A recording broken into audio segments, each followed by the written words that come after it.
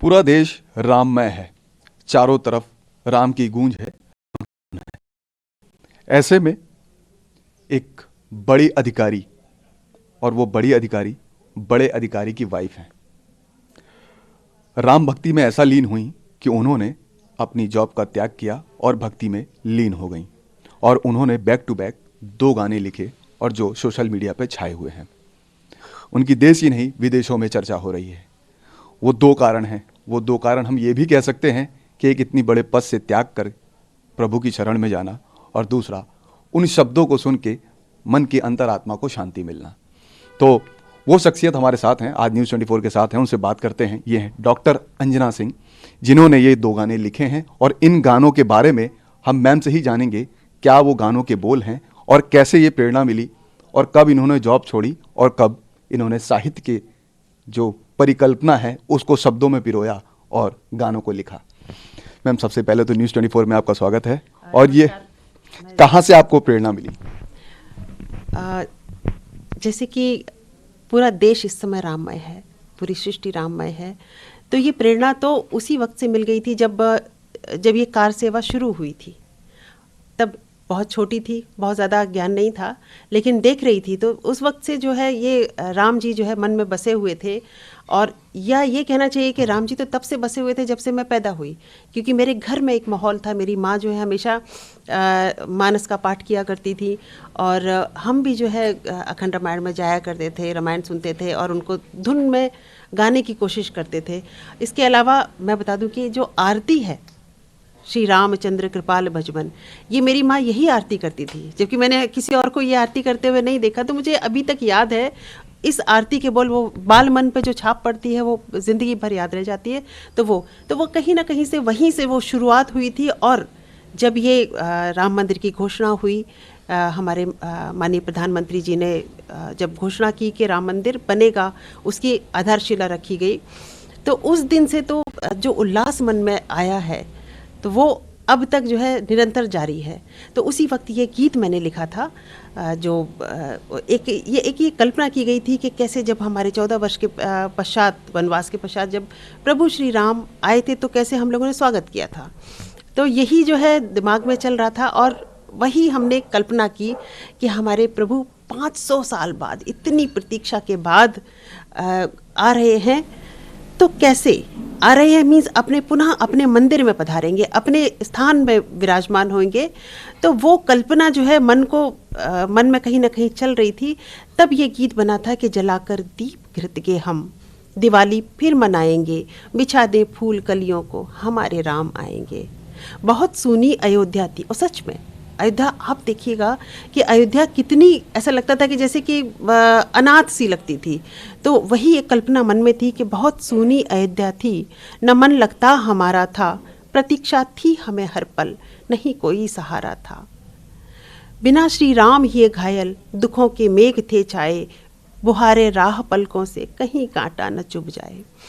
तो करेंगे आरती वंदन, खुशी के गीत गाएंगे, बिछा दे फूल कलियों को हमारे राम आएंगे। तो इस तरह की कल्पनाएं की गई थी। और इसमें इसी गीत में कल्पना और भी की गई थी कि जैसे हम जब अनुष्ठान करेंगे तो कैसे करेंगे, कैसे अपने आप को पवित्र करके कैसे नहाएंगे, कैसे क्या करेंगे। तो देखिएगा सरयू हैं, पूजा अर्चना से पहले हम जो है श्री राम के दर्शन से पहले हम कैसे उसको पवित्र करेंगे। तो विहस कर डोलती सरयू की धारा में नहाएंगे, पावन करके तन मन राम के चरणों में जाएंगे। तो इस तरह के भाव जो हैं इस गीत में आए हैं।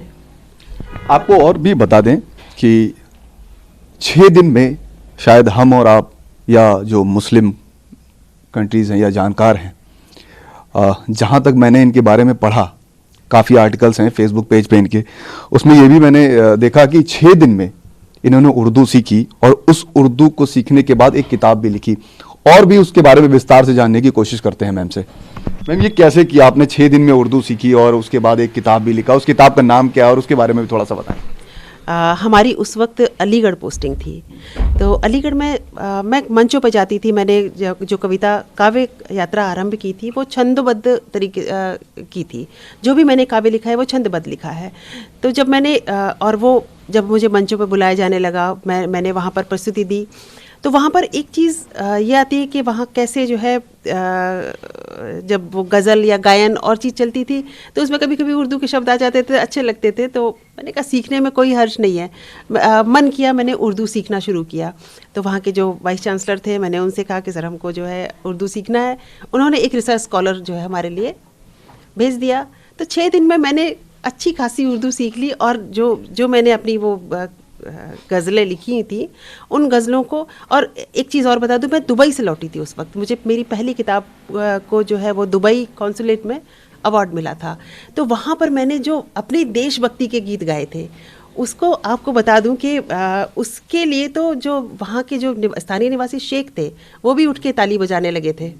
तो अगर आप सुनना चाहें तो मैं बताऊं कि वो बिल्कुल कि उसमें थोड़ा सा उर्दू डाला था। सदाकत का, शुजाअत का मैं झंडा लेके आई हूँ, इलाहाबादी हूँ, सांसों में गंगा लेके आई हूँ, वतन से प्यार करने का मेरा जज्बा निराला है, मैं अपने दिल की धड़कन में तिरंगा लेके आई हूँ। तो ये शब्द, इन शब्दों पर जो है, इन लाइनों पे वहाँ के स्थानीय शेखों ने भी खूब ताली बजाई।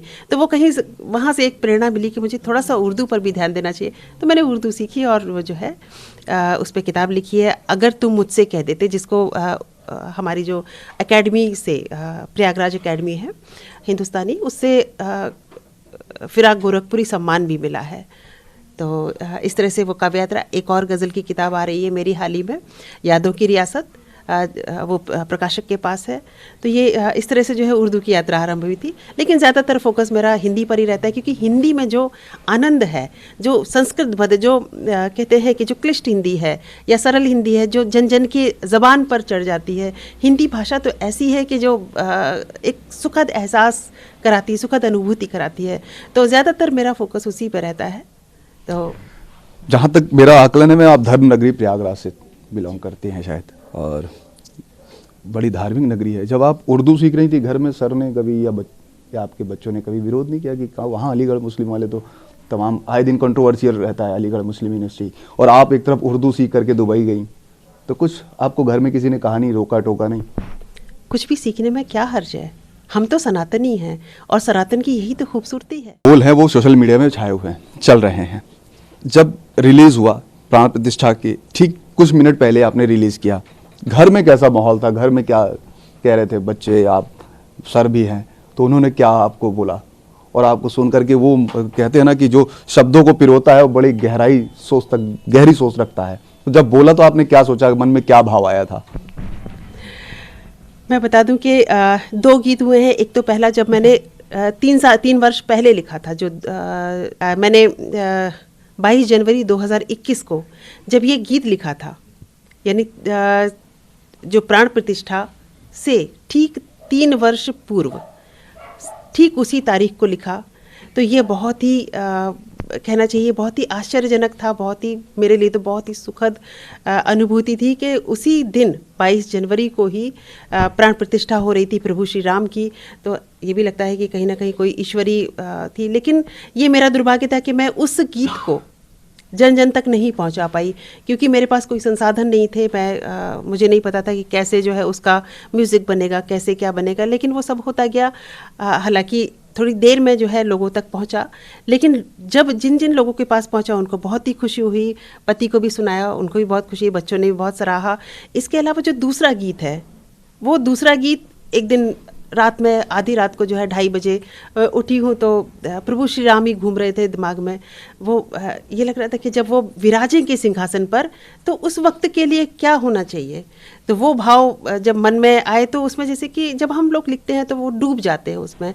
तो मैं अयोध्या नगरी में ही डूब गई थी, और ये हुआ कि अयोध्या नगरी तो सज रही है, तो हम प्रभु को विराजमान कराएंगे। तो एक बहुत ही नेहपूर्ण जो आग्रह था वो प्रभु से था कि सजी अयोध्या राम विराजो सिंहासन पर, जय जय जय श्री राम विराजो सिंहासन पर।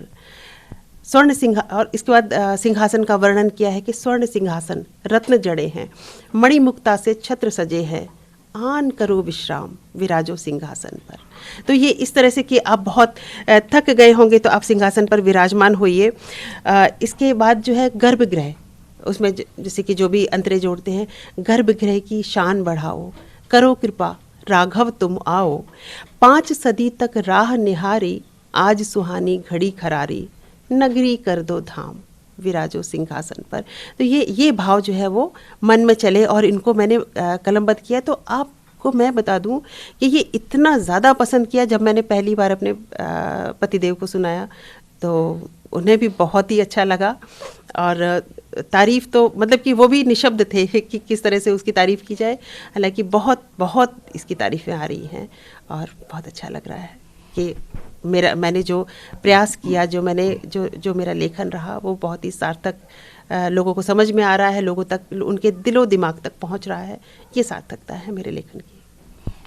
तो ये डॉक्टर अंजना सिंह थी, जिनका कहना है कि मेहनत की, शब्दों को पिरोया, प्राण प्रतिष्ठा के कुछ मिनट पहले गाने लॉन्च हुए, सोशल मीडिया पे छाए हुए हैं, और गस्टेड ऑफिसर के पद से इन्होंने अपना रिजाइन दे करके ये राम भक्ति में लीन हुई, और उसके बाद इन्होंने इन गानों को लिखा, जिसके बाद ये लॉन्च हुए। गाना लिखते समय आधी रात में इनके सोच में भी राम घूमते रहते, और जब ये अपने सुबह जिक्र करती सर से, तो वो भी कहते हैं कि परिकल्पना अच्छी है। तो ये कुल मिलाकर के जो सोच है, जो शब्दों में पिरोया है और उतारा है, सोशल मीडिया पे फिलहाल इनका गाना छाया हुआ है। कैमरा पर्सन धर्मेंद्र साहू के साथ मनोज पांडे, लखनऊ न्यूज़ 24।